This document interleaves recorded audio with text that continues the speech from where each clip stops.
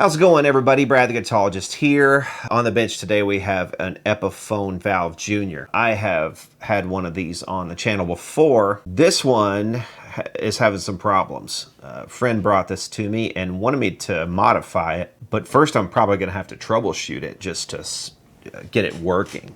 So right now I'm at about 80 volts on the input. I'll go ahead and dial it all the way up here. Dial it up to 120. And I'll show you what it's doing. Okay, it starts out fairly okay, about 20 watts. You see it climbing right there, 27, 28, 29, 30. It just keeps climbing, and we have nothing going on as far as volume. And right now, just keeps climbing on the power. 43, 44, 45, 46 watts. Something definitely is not right. We don't need to be drawing that much. So obviously this thing has some issues that we're going to have to deal with, and we will probably also end up modifying this to some degree. Yeah, so if that sounds like something you'd be interested in, stick around. Okay, here's the rear of the amplifier, and the first thing you normally want to check when you've had this sort of problem is the speaker hooked up? And well, I haven't taken the back door off yet. But we'll check the speaker here and see if it's hooked up. There we go, about 7.92 ohms. So this thing definitely is hooked up. So it's not a speaker issue. With what it's doing with the runaway, could be a shorted capacitor. Could be something with the power transformer. Could also be a shorted output transformer. Something of that nature. Because it's getting, and it could be a shorted tube. Could be a tube issue. You know, you kind of get a sense of what's going on when you get absolutely no sound on something. You know, you want to start usually at the speaker and work your way back. So we're going to go speaker, output transformer, and then power tube. So we'll do it kind of in that order to work our way back. We've already checked the speaker, so speaker's good. We'll check the jack to make sure the speaker jack is good, and we'll work our way backwards.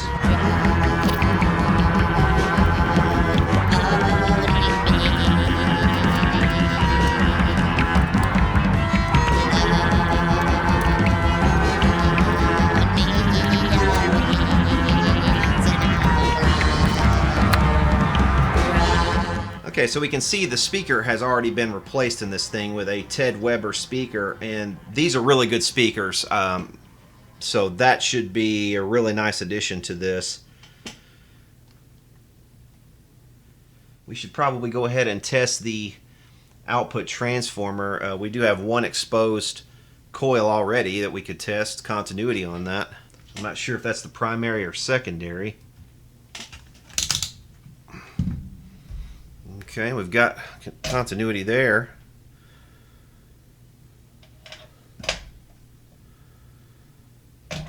Man, it changes when we unplug the speaker, so I'm guessing it's a secondary.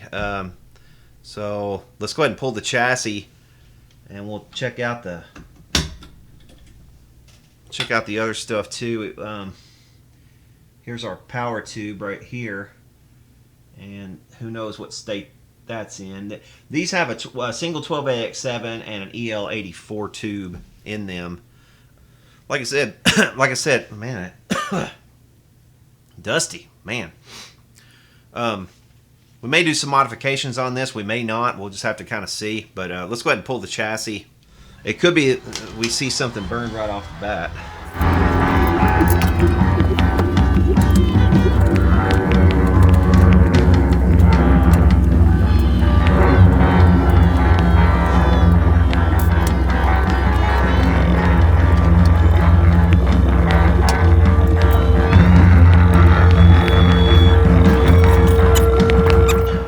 These are cute little amplifiers. Already I can see this thing's been hot, and oh, it's been modded as well already.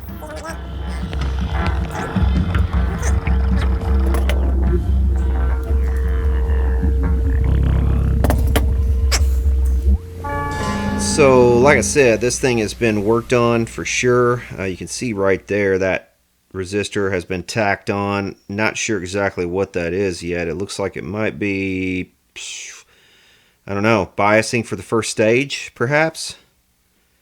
But it's definitely been tacked on around that Probably bypass capacitor right there, so I'm not sure what they were getting at with that. That's been tacked in. The R1 resistor, that resistor right there has been also tacked in. So who knows what kind of damage or whatever's been done to this. That is probably not original. That resistor right there looks like it's not original, and it also looks like it's been hot. You can see the discoloration on it just looks wrong. Caps don't seem like they're too bad, but we also got some stuff going on back here. That has been added, I believe. Is that a choke? Somebody put a choke on this little thing? Why would they do that? I don't know why you would want to put a choke on a little amplifier like this. It's probably not worth your effort, to be honest, but I mean, it's there. We might try to use it. That capacitor's been added for sure also. We've got some stuff to contend with here as far as somebody already having been in it, which is usually a big pain in the ass. If nobody's messed with something, usually more times than not, you're fine.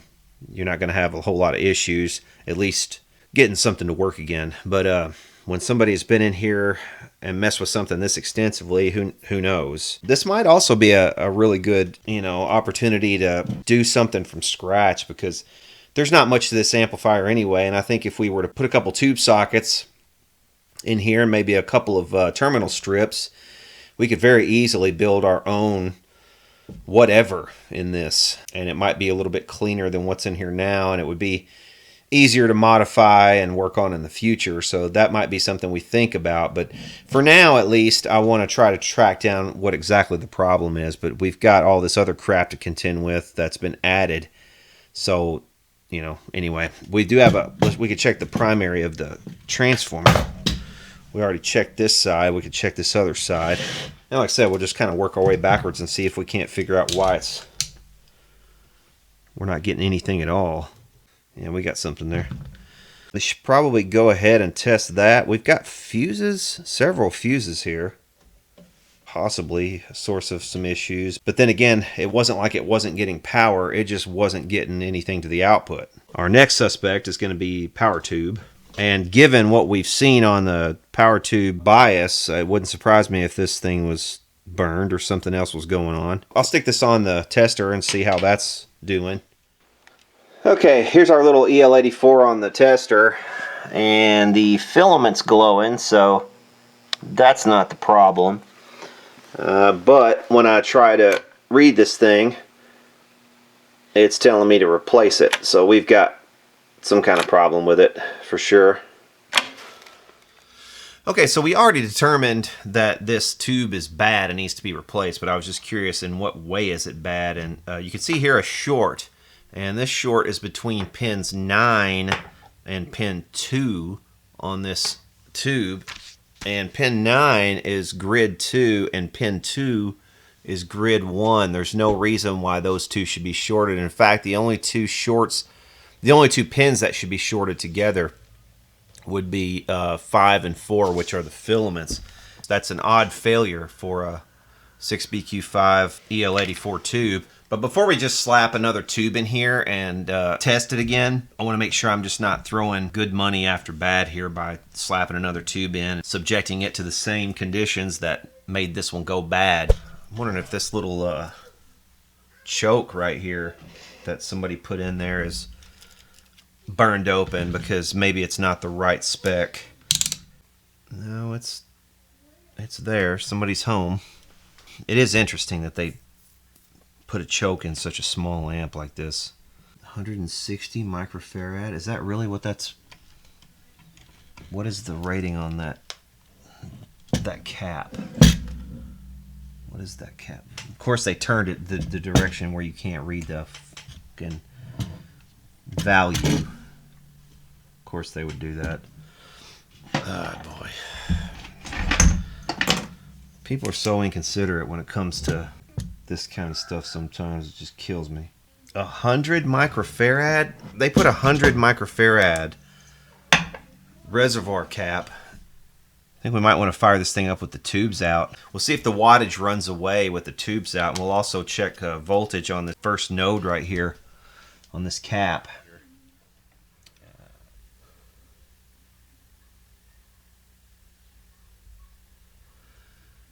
Get us up to about halfway and just see what happens. See if we've got any real current draw to speak of. We shouldn't have anything with no tubes in it.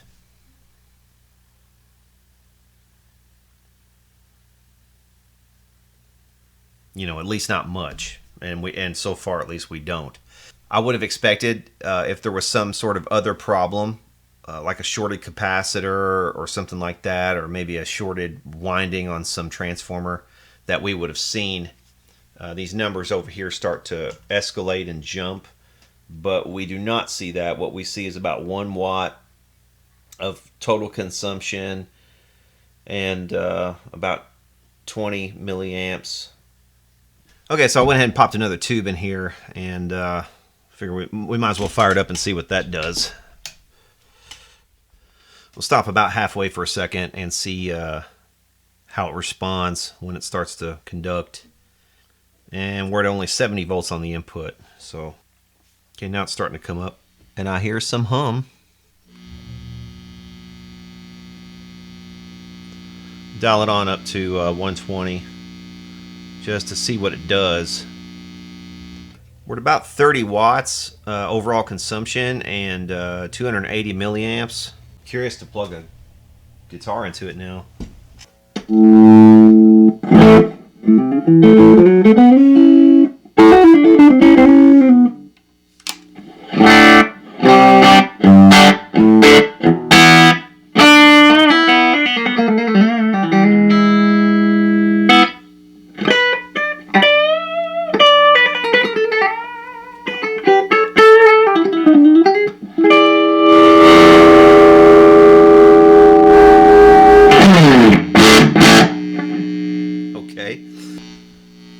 Very noisy, also very kind of just splatty on the top end. So I don't know about that. That's yeah.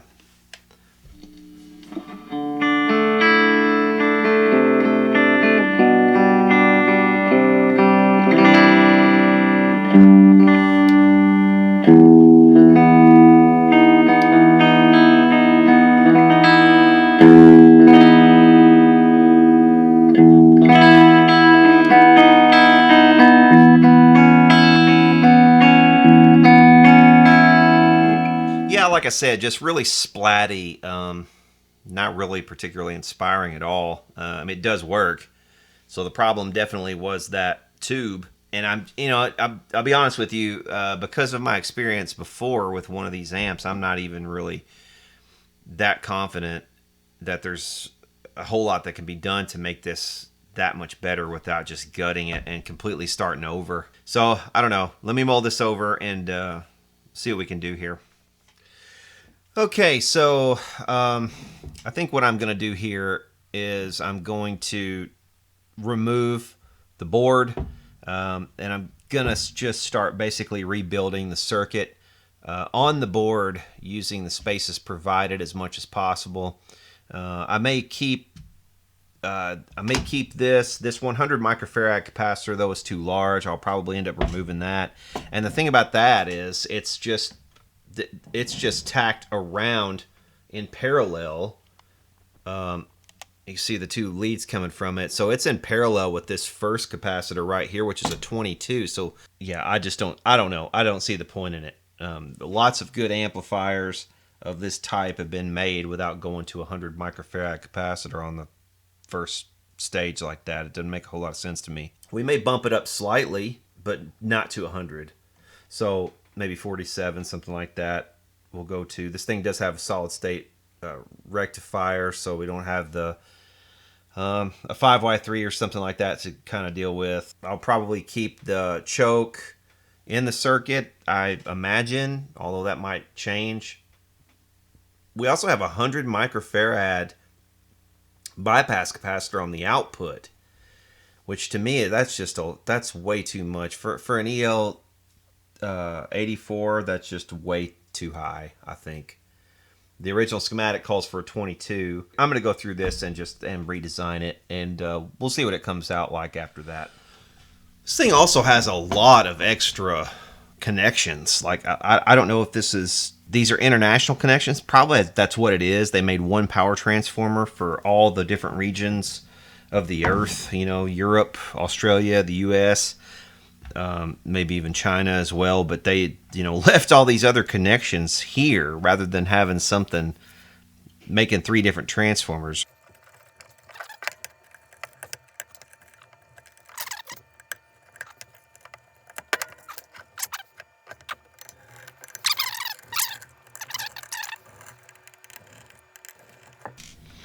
Yeah, there's going to be one more ground wire, I think, down here.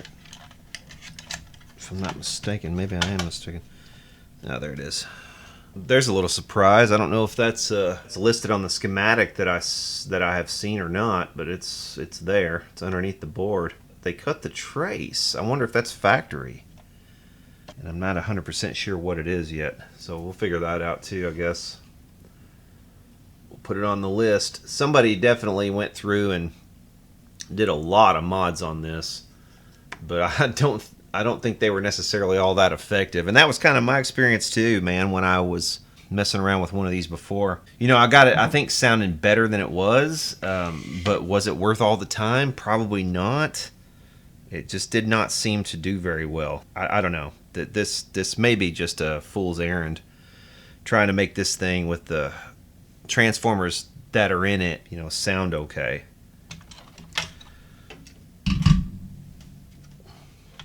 Okay, so first I want to figure out what that resistor right there is doing there,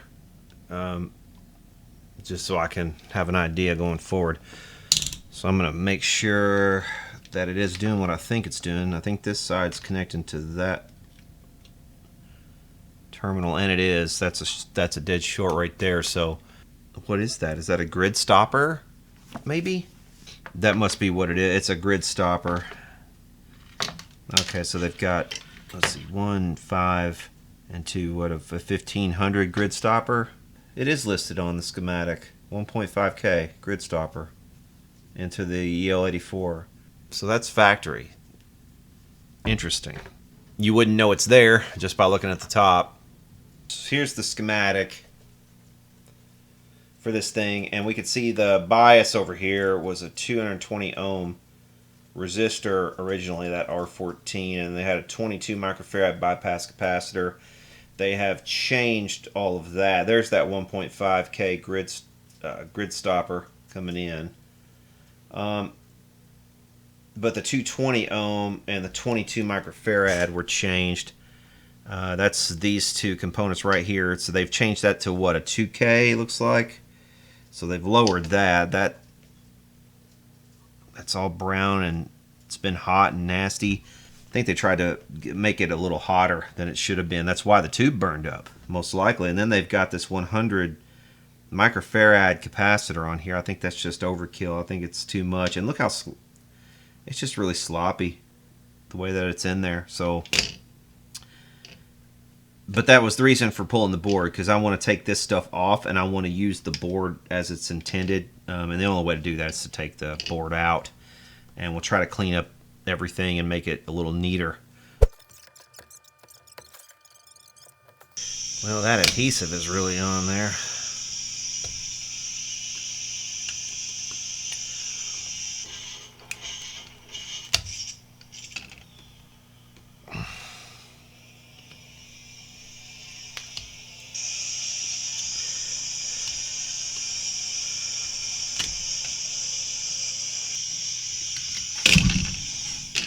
We are just going to get into the blue stain now, but see, this guy is probably going to be fully encapsulated in this slab, so probably going to miss that. And I don't know what's going to happen here. We might, I don't know. That's a lot of staining. So let's maybe say goodbye to this blade.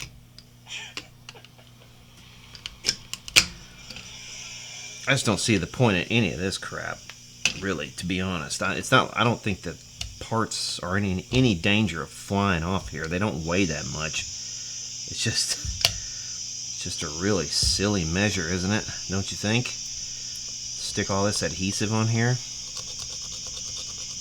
Just seems really freaking silly to me. I can understand it if you had big capacitors that weighed a lot or something. You know, maybe there's an argument to be made for these, but good Lord, man, that little tiny thing, that's not going to come flying off of there. So that's the grid leak resistor on R1, and somebody has changed it to a 1 meg. It was originally a 68K, that's really low, 68K. Making that a 1 meg is probably about what I would have done, most likely. 470K actually might be a little bit better. So I'm gonna pull that one, replace it with a 470K. I'm just kind of going loosely off what I think should be in here, and then we'll come back and, you know, kind of maybe tweak it a little bit later. But so R8 is supposed to be the 2.2K bias resistor right there. I might replace that with a 1.5K. That usually gets a little bit more out of the stage than a 2.2 on a 12AX7. Now this, again, that's supposed to be a 68. We'll make that a 33. So 470, 33, and a 1.5. So let's go ahead and change all three of those. Okay, so there are those three gone. And now we're getting a little bit more of a clean slate to work with here. I'm just going to remove all the stuff for now that I know I need to remove from this. I want to replace this capacitor for sure. I think I also want to probably change this capacitor as well. Now it probably works just fine, but I think I'd like to make it something a little, maybe a little beefier than what's in there right now. Something that might sound a little better, or have a chance to sound a little better. This I think I want to replace with a ceramic capacitor. I like the sound of ceramic capacitors on the first coupling stage, and the reason for that is it tends to give the tone a little, just a hint of microphonics, which can really make an amp like this kind of come alive. Whereas, you know, they often will seem just really sterile and really dead, and any breakup that you get just seems also really sterile and dead. So I know that needs to come out for sure. R6 is, let's see what R6 is. R6, here's that coupling cap I was talking about. I want to be a ceramic. Okay, so R6 is this guy right here. That's a 1 meg. I'm not sure why they've necessarily got that in there, other than they're just trying to stamp down some highs, possibly.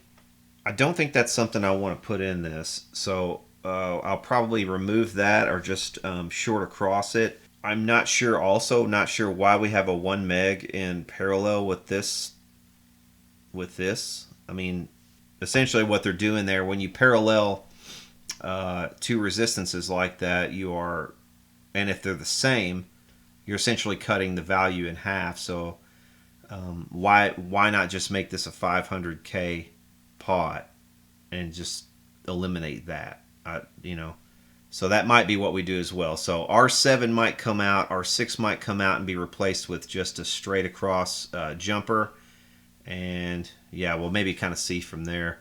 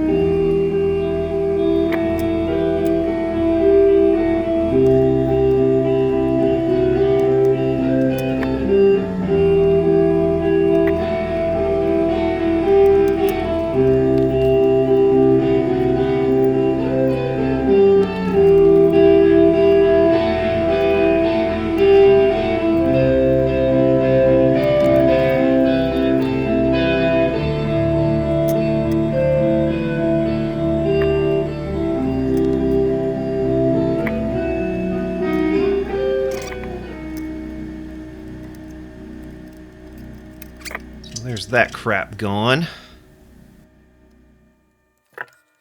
So there we are so far. I did say I wanted to replace this capacitor, so let's go ahead and do that. Okay, so where was I? All right, I went ahead and clipped out the bypass capacitor on this, that 22 microfarad, and I'm going to need a grid stopper into the second 12AX7 stage. I will put that coming off of the...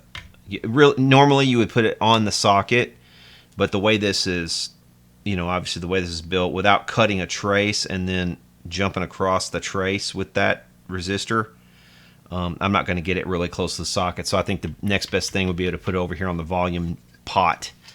So we'll get to that in just a minute. We have to replace the bias resistor and capacitor that I removed. The reason I removed it is this thing is just looking really poor, and it looks like it's been hot. I think this 200 ohm resistor might be too small. I think we might want to up that slightly. Either put it back up to 220 or maybe even go up to like 240 or 250. We'll check it out, but I know for a fact that this 100 microfarad is too large for that. We'll probably put a 10 in here. A 10 microfarad should be more than enough. And actually, there's already a capacitor there, so really they had that 100 in parallel with this one. So I don't know. I don't know. Whoever was messing with it, I don't think they really... I mean, they added a lot of stuff. What's weird is they added a lot of stuff to it. They took all that time to put the choke in here, and they glued in a new reservoir cap and all that kind of stuff, but they didn't... I mean, why wouldn't you just glue in the right value reservoir cap that you want? If you're going to go through all that trouble, just do it right, I don't know. No accounting for it, but this adhesive, this is some stubborn stuff, man. And it's crazy how they gooped it on here, because it's not like this little tiny capacitor is really going anywhere. Why would they goop that little capacitor? I just don't get that. I mean, that capacitor was not ever going to be... Look at that. I mean, that tiny little capacitor, they gooped all of that on there to keep that capacitor down. It doesn't make a lot of sense.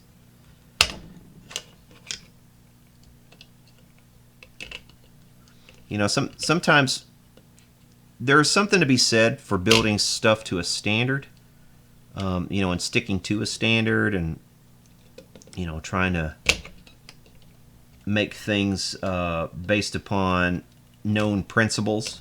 For instance, some capacitors can go microphonic if they move around a lot, and they can detach themselves from a board if they are heavy, but that's not heavy. That's not going anywhere, and it's very unlikely to be microphonic, or to even matter much in terms of microphonics.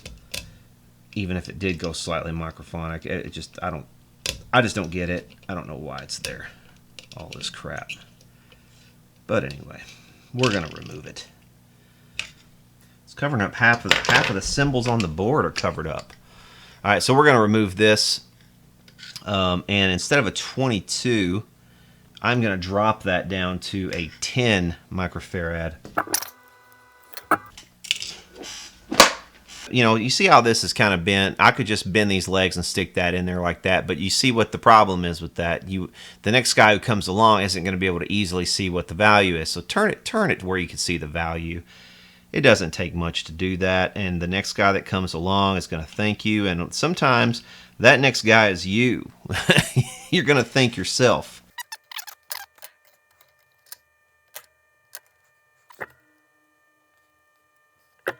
Like I said, do the right thing. Straighten it all out. Make it look nice. So the next person who comes along, make him wonder whether this thing came like this.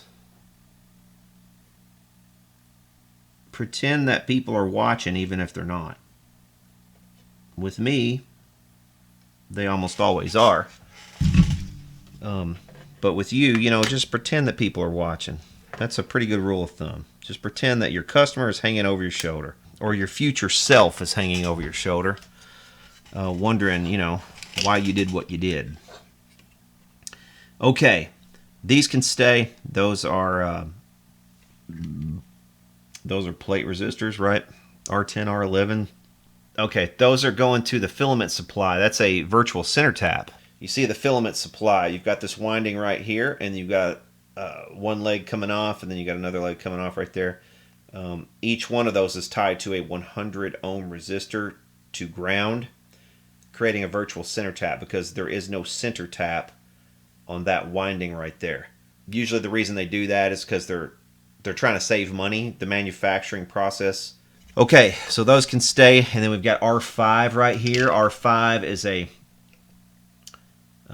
ground reference for the final stage input, and it's 220K. I think I might want to up that value.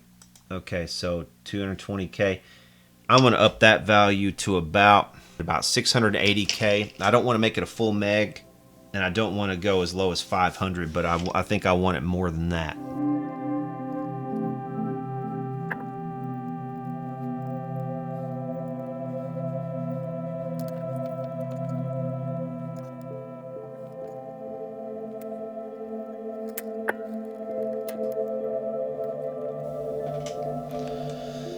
Okay, I'm actually going to go with a 250 ohm resistor here, and the reason is it's just going to bias it just slightly cooler on the output, so that you won't go through as many output tubes. That's the main reason I would do that. I mean, I could adjust it slightly up or down either way, but adjusting the value upward is just gonna make it run just slightly cooler. So yeah, you won't go through nearly as many output tubes that way over the life of the amp.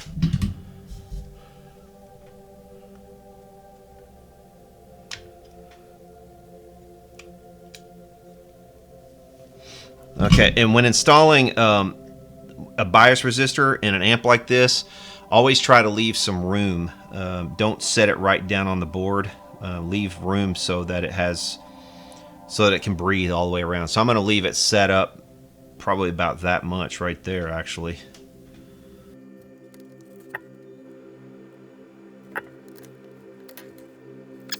So that's all looking pretty good. I think it's looking a hell of a lot better than it was. We've got our power, we got our rectifier, we got our first node right here, our reservoir cap, which is 22 microfarad at 450 volts. Now I could change that upward slightly if I wanted to, but I think this is probably enough filtering, so I don't necessarily see a need to do that. It can affect somewhat the bass response on an amp. It just kind of depends on other factors like the output transformer and things like that. Sometimes that can have an effect, I think, but I'm going to leave this as stock for the moment. Let's get the board back in there. We'll make that one final adjustment.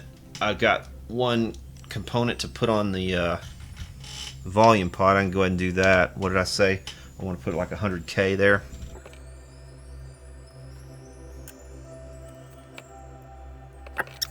Okay, so I've just basically added a 100K resistor right there on the wiper of that pot. So that's kind of acting as a grid stopper for the next stage.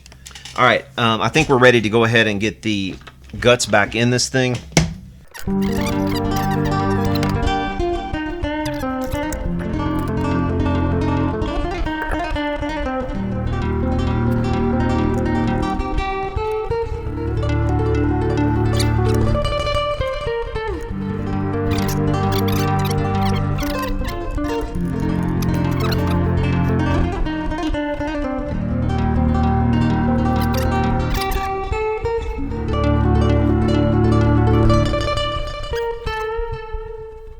So there it is, and I think it looks a hell of a lot better, and we'll see what it sounds like.